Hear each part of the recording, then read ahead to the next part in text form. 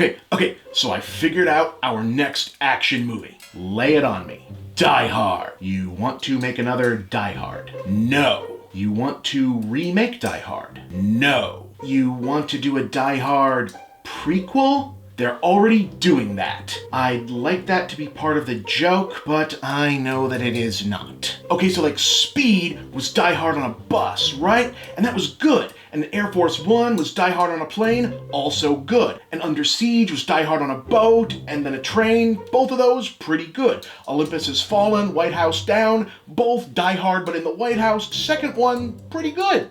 Was that the Gerard Butler or the Channing Tatum? And then Snakes on a Plane, Die Hard on a plane again, but with snakes, right? I get it. Rip off Die Hard, put it in a different place, always a good strategy. What do you got? Die Hard, but on fire. Die Hard on fire. Yeah, like on the elemental concept of fire, or in a volcano, surface of the sun.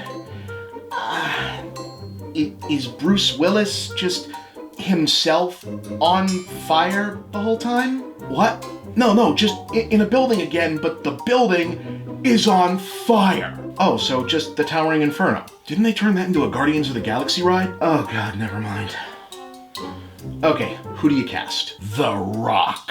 Okay, see, I like The Rock. Who doesn't like The Rock? He's the people's champ, most charismatic action comedy star of the moment, no question. That dude could be president someday. I like that you still say that like it's gonna still be considered some kind of an accomplishment. Okay, but like, the whole point of Die Hard, right, is that John McClane was just a regular, average, balding, kind of in-shape guy who only even had a gun because he was a cop, you know? So there's like a tension as to whether or not he can overcome the odds, whereas The Rock is The Rock. How do you make people think there's any chance The Rock might not overcome anything? I mean, the guy's practically a Super Saiyan. Oh yeah, good point. We could give him like a salt and pepper beard thing going on, like he's kind of an older The Rock, maybe? I think it needs a little more. One leg. We give him just one leg, like one of those prosthetic deals, then his character can be all inspiring.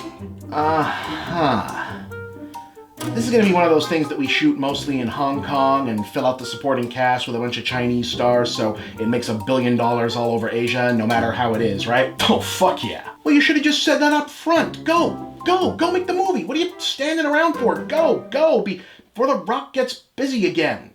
Jeez.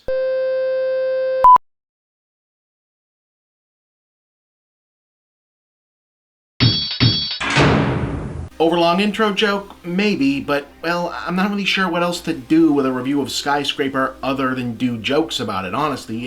It's a fun movie that I enjoyed, but it's also not really a lot to it, not helped by the fact that it runs barely over 90 minutes. So it's one of those frustrating entertainments that's neither bad nor good enough to engage in any kind of serious discussion over unless you're watching with film buffs who are also Pan-Asian geopolicy wonks who can nitpick over all the weird details and character beats that indicate where the Beijing Film Ministry said, we think it would be better this way, which is kind of a small Venn diagram. I mean, I've seen a few other critics compare it to the Jurassic World to Jurassic Park version of Die Hard, and I'm kind of jealous that I didn't come up with that because it's pretty appropriate. It really does have that same energy where you almost feel like someone wrote an over-the-top spoof of Die Hard and then took out all the jokes, so you're left with a completely ridiculous movie where no one ever seems to acknowledge that it is completely ridiculous. In any case, Dwayne "The Rock" Johnson stars as a one-legged FBI hard-ass turned security expert consulting on an ultra-high-tech tallest building ever skyscraper located in Hong Kong that finds itself under attack by heavily armed mercenaries for reasons, and whose plan involves setting fire to the middle floors and disabling the fire control systems for